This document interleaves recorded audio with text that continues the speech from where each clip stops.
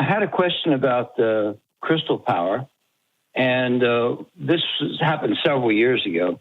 The guy was telling me I worked with was telling me that crystals had a lot of power, and he told me, and I'd like your opinion on it. Okay, crystal power is bullshit. I know what it is. I tend to agree. Okay, that's my opinion. He was telling me how he would take a crystal, mount it on the end of a wooden staff, and then go out in the middle of a thunder and lightning and rainstorm, and hold it up in the air and feel the power coming through it. He's watched Excalibur one too many times. What's that? Nothing. Go ahead. And I just, you already said you thought the whole thing was bullshit, and I agree with you there. Yeah, there is not sufficient evidence to conclude any of the things that people conclude about healing crystals and crystal power and anything else. The only thing crystals even come close to, the old crystal radio sets, because particular crystals would vibrate at a specific frequency, and I don't know. I don't even know enough about that because they're gone. They weren't even good enough at running crappy little radios, and so now people are running around going, oh, this one's pretty. Let me put it on a necklace, and it will channel chi, aura, umpty scratch energy into me and make my life better. And yet there's absolutely no evidence that any of these do anything, and there's plenty of evidence that they work at the rate of chance, and you could just replace them with any other rock. Yeah, I'm sure a geologist is going to let me know that crystals aren't rocks or rock. Yeah. Well, I think the question would be: is this energy? Because you can convince yourself that you're feeling anything. Is this energy measurable and measurable in some way that you can detect? Well, I kind of figured it was the static electricity that you'd get when you went out into a lightning storm, and you get a buildup of charge in the clouds and an opposite buildup in the ground, and you start to feel that energy flowing. Okay, so I said I was going to stay calm today, and I'm certainly not the slightest bit upset by you, Warren. I am frustrated though at why would anybody spend any time at all on this, and I'll explain why I asked that question. There's nothing here that is defined. Yeah. Oh, there's power. What's power? Power's a Weasley word. What do you mean? Well, there's energy. What kind of energy? Kinetic energy, potential energy, electrical energy, chemical, what is it you're doing, and how would you possibly measure it?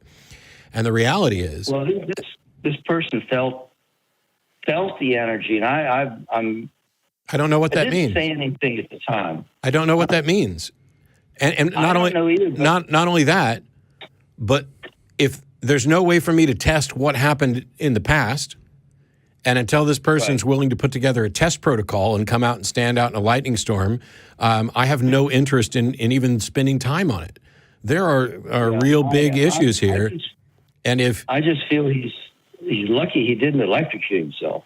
Well, maybe the crystal protected him. I don't think that would conduct anyway. A crystal and a piece of wood, it would have to be metallic of some sort, probably. If it was wet wood, well, it just depends. If he's grounded, you can get struck by lightning. And the thing is, okay, this is.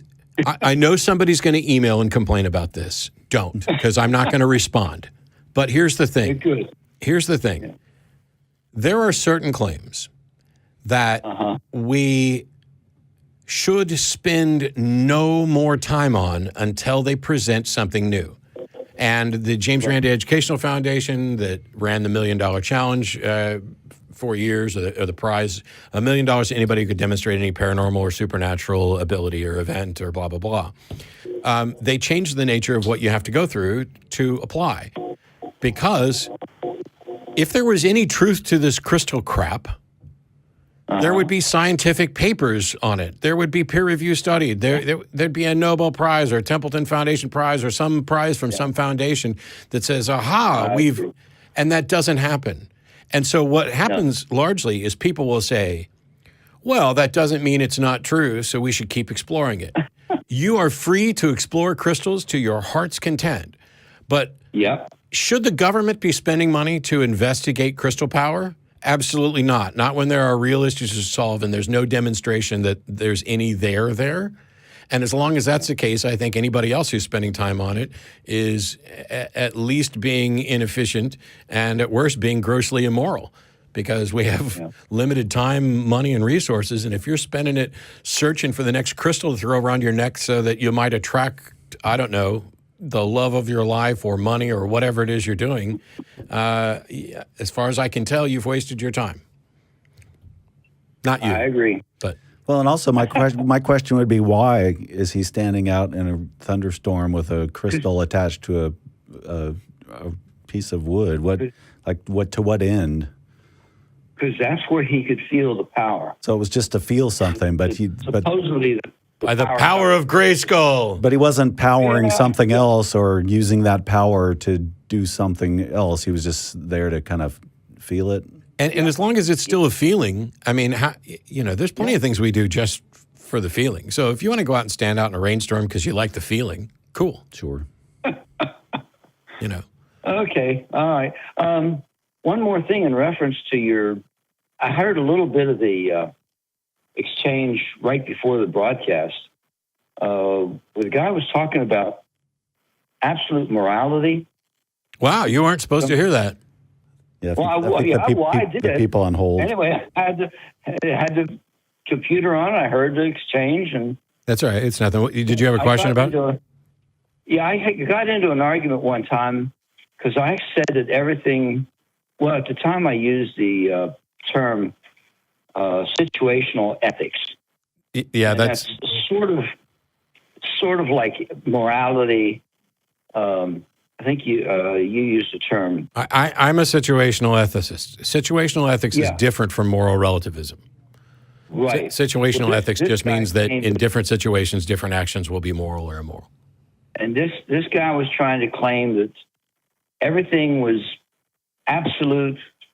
Ethics was all absolute, and he used the example that he was a paramedic, and he would go into a house and immediately make certain procedures with the paramedic procedures that he had.